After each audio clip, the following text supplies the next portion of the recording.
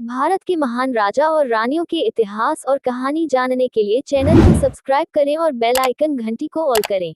मराठा रानी ताराबाई औरंगजेब के सपनों को चूर चूर करने वाली रानी ताराबाई का जीवन इतिहास। दोस्तों, जब भी हम मराठा साम्राज्य के बारे में जानते हैं तब हमें मराठा के सबसे समझदार शासकों में एक छत्रपति शिवाजी महाराज की ही वीर गाथाएं पढ़ने को मिलती है। शिवाजी द्वारा अनेकों लड़े गए युद्ध एवं बलिदान को आज भी इतिहास में याद किया जाता है। लेकिन दोस्तों, जब भी मराठा साम्राज्य की आन बान और इज्जत पर बात आई तब शिवाजी के परिवार के कई लोगों ने मराठा साम्राज्य की रक्षा के लिए अपनी कुर्बानी दी। उनमें से एक है रानी ताराबाई। मराठा साम्राज्य के राजा शिवाजी प्रथम के द्वितीय पुत्र छत्रपति राजाराम महाराज की एक विधवा रानी ताराबाई थी। ताराबाई छत्रपति शिवाजी महाराज की बहू थी। रानी ताराबाई का जन्म 1675 ईस्वी में हुआ था। ताराबाई मराठा सेना के सेनापति हम्बीरराव मोहिते की बेटी थी। रानी ताराबाई एक निडर और शक्तिशाली महिला थी। मराठा साम्राज्य के छत्रपति राजाराम महाराज की मृत्यु होने के बाद रानी ताराबाई ने मराठा साम्राज्य की कमान संभाली थी। जब ताराबाई ने मराठा साम्राज्य की कमान ली उस समय मराठा साम्राज्य को एक अच्छे नेतृत्व की आवश्यकता थी और वो ताराबाई ने पूरी कर दी। ताराबाई ने मुगल सम्राट औरंगजेब का भी डटकर सामना किया था। जब 1680 में छत्रपति शिवाजी ने मराठा साम्राज्य का साथ छोड़ दिया था, इस खबर को सुन मुगल साम्राज्य का सम्राट औरंगजेब अत्यधिक प्रसन्न हुआ। शिवाजी की मृत्यु के बाद मुगल सम्राट ने सोचा कि अब ये सबसे अच्छा मौका है दक्षिण पर अपना अधिकार जमाने का और अब ये उनके लिए आसान भी हो गया है। शिवाजी महाराज की मृत्यु के बाद उनके पुत्र संभाजी को मराठा साम्राज्य की गद्दी पर बैठाया गया। संभाजी ने राजा बनते ही बीजापुर और मुगलों कई ठिकानों पर हमले किए। औरंगजेब का मकसद था दक्षिण पर अपना आधिपत्य करना था। उसने अपनी सेना के साथ दक्षिण पर जमावड़ा शुरू कर दिया ताकि पूरे भारत पर अपने साम्राज्य का सपना पूरा हो सके। औरंगजेब ने 1686 और 1687 में बीजापुर एवं गोलकुंडा पर अपना अधिकार कर लिया। जब औरंगजेब ने बीजापुर पर हमला किया था तब अपने सैनिकों के छल के कारण संभाजी महाराज को 1689 में औरंगजेब ने पकड़ लिया और उनकी हत्या कर दी। संभाजी महाराज की हत्या के बाद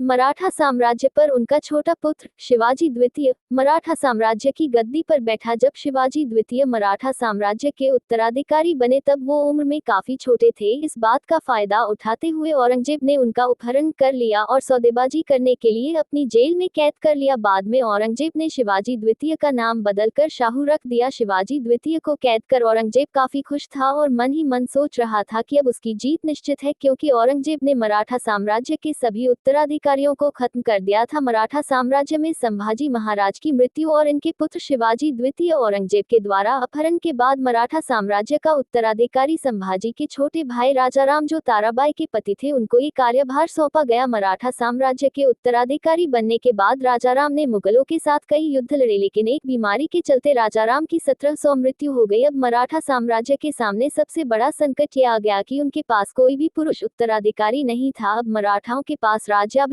करने के लिए सिर्फ विधवाएं और उनके छोटे बच्चे ही थे। औरंगजेब इस बात को सुन अत्यधिक खुश हुआ कि अब मराठा साम्राज्य समाप्ति की ओर है। लेकिन दोस्तों, औरंगजेब ने सोचा भी नहीं था कि इस बार भी उसका अंदाजा गलत साबित होगा, क्योंकि अब मराठा साम्राज्य की पूर्ण बागडोर 25 साल की रानी ताराबाई ने अपने हाथ में ले ली थी और अपने छोटे पुत्र शिवाजी द्वितीय को राजा घोषित कर दिया, जो महज 4 वर्ष के थे। मराठा का शासन हाथ में आते ही ताराबाई ने अपनी नीतियों से मराठा सरदारों को अपनी सेना में मिलाया और अपने सेना पक्ष को मजबूत किया और साथ राजाराम की दूसरी पत्नी राजसबाई को जेल में डाल दिया। अपनी मजबूत सेना के साथ ताराबाई ने कई सालों तक शक्तिशाली बादशाह औरंगजेब से युद्ध लड़े। ताराबाई ने युद्ध से पहले औरंगजेब के द्वारा अपनाई जाने वाली रिश्वत नीति अपनाकर औरंगजेब की सेना के कई राज मालूम किए। अपने इस साहस और हिम्मत से ताराबाई ने मराठा साम्राज्य की प्रजा का विश्वास जीत लिया था। दूसरी ओर मराठाओं को खत्म करने की अधूरी कसक लिए मुगलों के सम्राट औरंगजेब का 1707 ईस्वी में मृत्यु हो गई। 9 दिसंबर 1761 तक रानी ताराबाई जीवित रही। जब ताराबाई ने अब्दाली,